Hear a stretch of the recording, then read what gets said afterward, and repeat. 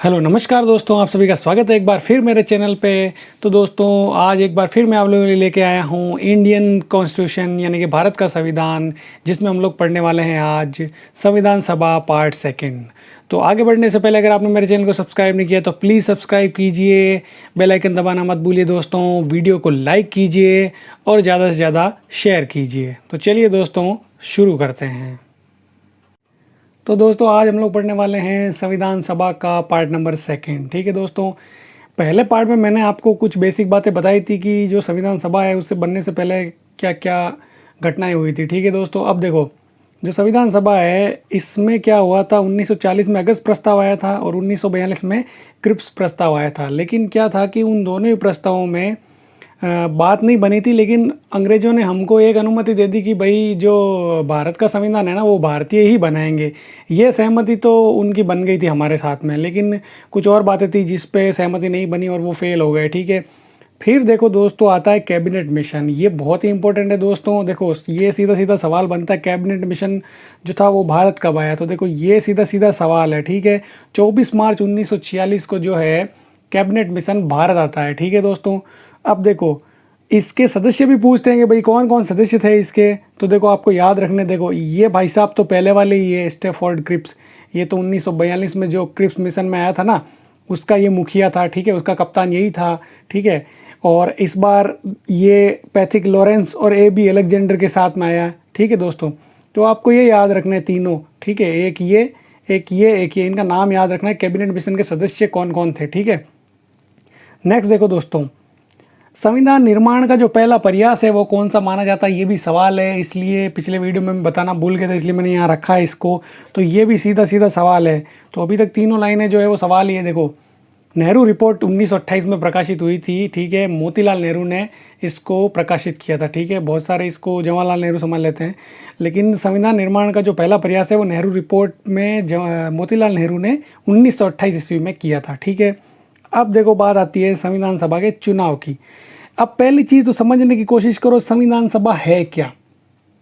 देखो भाई संविधान सभा क्या है कि उस टाइम भारत आज़ाद हो गया था और भारत के ऐसा तो है नहीं कि जो आज वाला इंडिया है वो उस टाइम था। उस टाइम क्या था, यहाँ पे बहुत सारी रियासतें थी, तो सरदार पटेल लगे हुए थे इन सब रियासतों को एक करने में। ठीक है, तो एक करने के दौरान क्या हुआ था कि यहाँ पे उस टाइम पे इंडिया जो था वो मेनली 3 पार्ट में बंटा हुआ था। एक तो ब्रिटिश प्रांत में, एक देसी रियासत में और एक चीफ कमिश्नरी प्रांत में। ठीक है, तो यहाँ पे इन लोगों ने क्या किया कि भाई आप एक काम करो, आप लोग जैसे उन्होंने सरदार पटेल ने इंडिया में तो मिला लिया था धीरे धीरे सबको, है ना।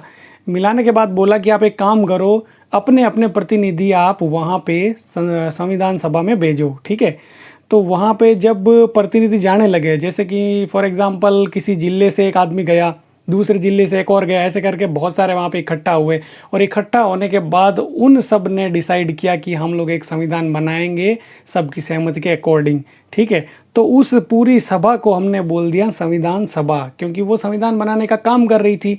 ठीक है दोस्तों, एक तरह से उस टाइम पे हमारी संसद का काम भी वही कर रही थी। ठीक है दोस्तों, तो देखो उनका चुनाव हुआ था। उनके चुनाव में क्या था, देखो दोस्तों 292 सदस्य जो थे वो तो ब्रिटिश प्रांत के। ये बात है 1946 की, जब कैबिनेट मिशन भारत आया था और विभाजन से पहले की बात है, क्योंकि उस टाइम पे इंडिया पाकिस्तान अलग अलग नहीं हुआ था। ये 1946 की बात बता रहा हूँ मैं आपको। ठीक है, तो 292 सदस्य जो थे वो ब्रिटिश प्रांत के थे।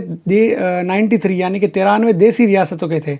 अब ये थे दोस्तों मनोनीत, ये निर्वाचित नहीं थे। ठीक है ना, ये याद रखना आप लोग, ये निर्वाचित थे और ये मनोनीत थे। इनको तो डायरेक्ट भेजा गया था। ठीक है, इनका चुनाव हुआ था और 4 चीफ कमिश्नरी प्रांत से आए। ठीक है, नेक्स्ट देखो यहाँ पे जब इलेक्शन हुआ तो इलेक्शन का रिजल्ट क्या आया। देखो इलेक्शन का जो रिजल्ट आया था वो आया था, देखो कांग्रेस को मिले थे संविधान सभा में 208 स्थान।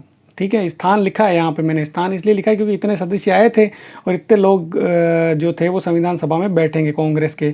मुस्लिम लीग के 73 यानी कि 73 और अन्य जितने भी दल थे उनके सब के मिला के 15 जने बैठेंगे। अब देखो दोस्तों ये जो पहला ये जो पॉइंट है ना, ये देखो संविधान सभा की जो पहली बैठक है, ठीक है, ये बहुत ही इम्पोर्टेंट है। क्यों इम्पोर्टेंट है? क्योंकि इसकी डेट भी पूछी जाती है। ठीक है, ये भी आपको याद रखना पड़ेगा। ठीक है, तो ये भी एक तरह से क्वेश्चन है। संविधान सभा की पहली बैठक कब हुई थी? 9 दिसंबर 1946 को हुई थी और दूसरी बैठक हुई थी इसके 2 दिन बाद यानी कि 11 दिसंबर 1946। अब जगह कौन सी थी? जगह थी देखो काउंसिल चैम्बर पुस्तकालय भवन नई दिल्ली, ये भी आपको याद रखना है, ठीक है। और अस्थायी सदस्य, ये भी आपको याद रखना है, तो बहुत ही वेरी वेरी इंपॉर्टेंट है, ठीक है। अस्थायी सदस्य कौन थे भाई संविधान सभा के? वो थे सच्चिदानंद सिन्हा, ठीक है। इनको ही क्यों बनाया गया? क्योंकि उस दिन क्या थे, ये जो राजेंद्र प्रसाद जो भारत के पहले राष्ट्रपति थे वो आए नहीं थे, तो ये क्या थे, सबसे बुजुर्ग व्यक्ति थे, तो इसीलिए इनको क्या किया, एक दिन के लिए ये जो अध्यक्ष है वो बना दिया गया, इसीलिए इनको बोल दिया भाई यह स्थायी अध्यक्ष। नेक्स्ट देखो क्या है कि मुस्लिम लीग जो थी वो इस बैठक में नहीं आई, उन्होंने इस बैठक का पूरी तरह से क्या किया, बहिष्कार किया, ठीक है। तो इस वजह से क्या हुआ, और उन्होंने क्या किया, यहाँ पे पाकिस्तान की मांग कर ली थी कि भाई हमें पाकिस्तान के लिए अलग संविधान सभा चाहिए, ठीक है। तो ये भी थोड़ा सा आपको याद रखना है कि इस बैठक का बहिष्कार जो है वो मुस्लिम लीग ने किया। और यहाँ पे देखो दोस्तों, ये पॉइंट देखो, प्रांतों और रियासतों की को जनसंख्या अनुपात में संविधान सभा में प्रतिनिधित्व दिया गया। अभी मैंने आपको बताया था कि एक जिले से कोई आदमी गया है, किसी दूसरे जिले से एक और प्रतिनिधि को भेजा है, तो वो कैसे जाते थे, उसमें यह देखा जाता था कि भाई 10 लाख जनसंख्या अगर किसी जिले की है तो उस पर एक आदमी जाएगा, ठीक है। अगर मान लो कि किसी तहसील की जनसंख्या भी अगर 10 लाख है तो वहाँ से भी एक आदमी प्रतिनिधि के रूप में भेजा जाएगा, ठीक है दोस्तों। तो ये भी आपको याद रखना है। और दूसरा देखो, इसमें जो अनुसूचित जनजाति के सदस्य थे वो कितने थे संविधान सभा में, वो थे 33 सदस्य, ये आपको याद रखना है। और महिलाएं कितनी थी संविधान सभा में, वो थी 15, ठीक है दोस्तों। अब देखो बात आती है कि संविधान सभा की दूसरी बैठक कब हुई। मैंने आपको पहले ही बताया था कि भाई 9 दिसंबर को पहली हुई थी और 11 दिसंबर 1946 को दूसरी बैठक हुई थी संविधान सभा की। और इस दिन राजेंद्र प्रसाद आ गए थे, तो वो स्थायी अध्यक्ष बने थे और परमानेंट अध्यक्ष वही रहे थे, ठीक है।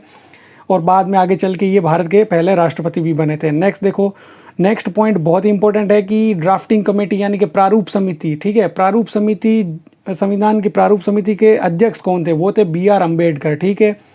अब इनका निर्वाचन कैसे किया गया? देखो, जब इंडिया पाकिस्तान नहीं बना था तब बंगाल बहुत बड़ा था, तो इनका जो पहले निर्वाचन हुआ था वो पूर्वी बंगाल से हुआ था, ठीक है। लेकिन जब दूसरी बार इनका निर्वाचन हुआ था वो बॉम्बे से हुआ, क्योंकि जिस बंगाल से इनका निर्वाचन हुआ था वो पूर्वी पाकिस्तान बन गया था, पाकिस्तान में चला गया था। इस वजह से इनका निर्वाचन दूसरी बार किया गया मुंबई से, ठीक है, जिसको हम लोग उस टाइम पे बॉम्बे बोलते थे। नेक्स्ट देखो, 3 जून 1947 को क्या हुआ दोस्तों, देश का हो गया बंटवारे पे सहमति बन गई थी 3 जून 1947 को। और जो संविधान सभा के सदस्य जो थे वो कितने बच गए थे बाद में, 324 बच गए, ठीक है। तो ये विभाजन के बाद की स्थिति है, ठीक है दोस्तों, इसको थोड़ा सा ध्यान से देखो आप। विभाजन के बाद की स्थिति मैं आपको बता रहा हूँ। देखो क्या है, यहाँ पे कितने स्थान बचे, 324 बचे। 235 थे ब्रिटिश प्रांत के और 89 यानी कि 89 ये थे, 89 ये थे देसी राज्य के, ठीक है। अब बाद में क्या हुआ था कि संविधान सभा का इन लोगों ने क्या किया, पुनर्गठन किया, ठीक है। पुनर्गठन मतलब इस संविधान सभा का गठन वापस किया गया। तब सदस्य जो थे वो इतने ही बच गए, 299, ठीक है ना। और बाद में इसी अकॉर्डिंग संविधान सभा चली थी। उसमें 229 सदस्य जो थे वो थे ब्रिटिश प्रांत के और 70 सदस्य थे देसी रियासतों के। तो आगे देखते हैं दोस्तों। देखो, संविधान जब बन गया था ना उस टाइम पे 284 लोगों ने इस पे हस्ताक्षर किए थे, ये भी एक सवाल है, ठीक है दोस्तों।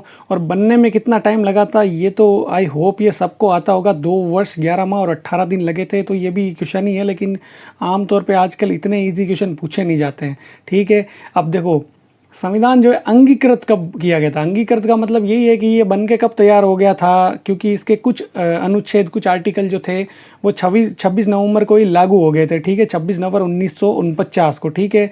इसके बाद में आता है दिसंबर के बाद आती है जनवरी, यानी कि 26 जनवरी, और साल लग गया था अगर नेक्स्ट ईयर यानी कि 1950। तो उस दिन क्या हुआ था, ये अपना संविधान जो है ये लागू हो गया था। नेक्स्ट देखो दोस्तों, उस टाइम जब संविधान बना था तो उस टाइम पे 22 भाग थे, ठीक है ना, और 395 अनुच्छेद थे और 8 अनुसूचियां थी, ठीक है। अभी इन प्रेजेंट जब मैं ये वीडियो बना रहा हूँ उस टाइम पे भाग तो 22 ही है, लेकिन अनुच्छेद 470 हो चुके हैं और अनुसूचियां जो है वो 4 बढ़ गई है, यानी कि 12 हो गई है, ठीक है दोस्तों। अब देखो, संविधान दिवस आजकल हम लोग संविधान दिवस मनाते हैं और ये पहली बार मनाया गया था 26 नवंबर 2015 को, ये याद रखना दोस्तों।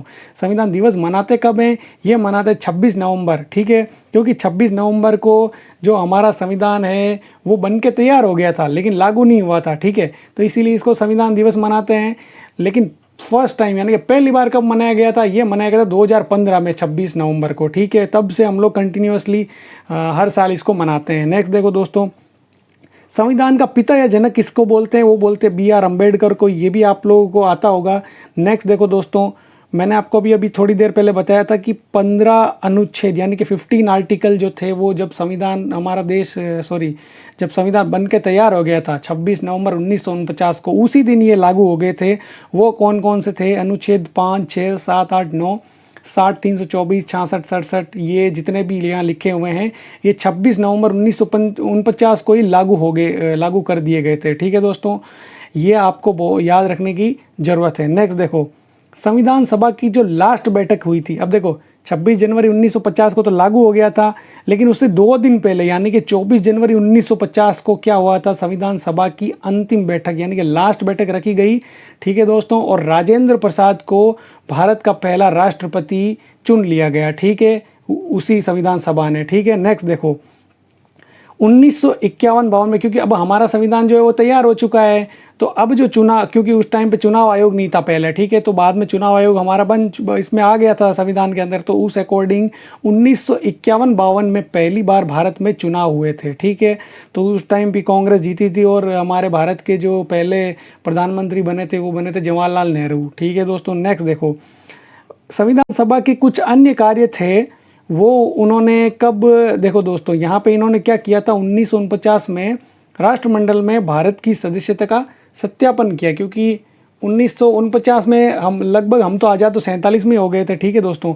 तो संविधान सभा ने और क्या क्या काम किया, एक तो देखो हमारी जो सदस्यता है उसका सत्यापन किया कि हम भी अब राष्ट्रमंडल देशों में हैं, ठीक है दोस्तों। नेक्स्ट देखो, 22 जुलाई 1947 को राष्ट्रीय ध्वज को किसने अपनाया था? वो अपनाया था संविधान सभा ने। ये भी सीधा सीधा सवाल है कि भारत का जो राष्ट्रीय ध्वज है वो कब अपनाया गया था? वो 22 जुलाई को अपनाया गया था, ठीक है। नेक्स्ट देखो दोस्तों, 24 जनवरी 1950 यानी कि 26 जनवरी 1950 के 2 दिन पहले, यानी कि संविधान लागू होने के 2 दिन पहले संविधान सभा ने राष्ट्रगान और राष्ट्रगीत को भी अपनाया था, ठीक है दोस्तों। तो ये भी एक काम इन्होंने किया था। और लास्ट और अंतिम पॉइंट है संविधान सभा का दोस्तों कि संघ समिति के अध्यक्ष कौन थे? संघ समिति का मतलब है कि ऑल इंडिया, ठीक है, उसके अध्यक्ष कौन थे? वो थे जवाहरलाल नेहरू सेंटर में, ठीक है ना। संघ समिति का मतलब है सेंट्रल कमिटी, ठीक है। और प्रांतीय समिति ये थी स्टेट कमिटी, ठीक है, क्योंकि जितने भी राज्य थे इनको जोड़ने का काम जो भी था वो सब किसको दे रखा था? सरदार पटेल को। इसीलिए यहाँ पे मैं ये भी लिख सकता हूँ राज्य समिति, ठीक है। इसके अध्यक्ष कौन थे? वो थे सरदार पटेल। तो इसी के साथ ही दोस्तों ये जो संविधान सभा वाला टॉपिक जो है वो कंप्लीट होता है। आई होप दोस्तों आपको समझ में आया होगा। देखो दोस्तों, इसके अंदर जो भी मैंने पॉइंट लिखे हैं ना वो सारे के सारे सवाल है, अगर आप इनको ही पढ़ के अगर आप कोई भी ऑब्जेक्टिव क्वेश्चन लगाओगे तो आपको अच्छे से समझ में आएगा, ठीक है दोस्तों। तो आई होप दोस्तों आपको ये वीडियो पसंद आया होगा। अगर आप फेसबुक पे इस वीडियो को देख रहे हैं तो मेरे पेज को लाइक करें, इंस्टाग्राम पे देख रहे हैं तो मेरे पेज मुझे फॉलो करें, और यूट्यूब पे अगर इस वीडियो को देख रहे हैं तो मुझे सब्सक्राइब करें और बेल आइकन दबाना मत भूलिए दोस्तों। वीडियो को लाइक करें और ज़्यादा से ज़्यादा वीडियो को शेयर करें। तो मिलते हैं नेक्स्ट वीडियो में, तब तक के लिए बाय बाय। जय हिंद, जय भारत, वंदे मातरम।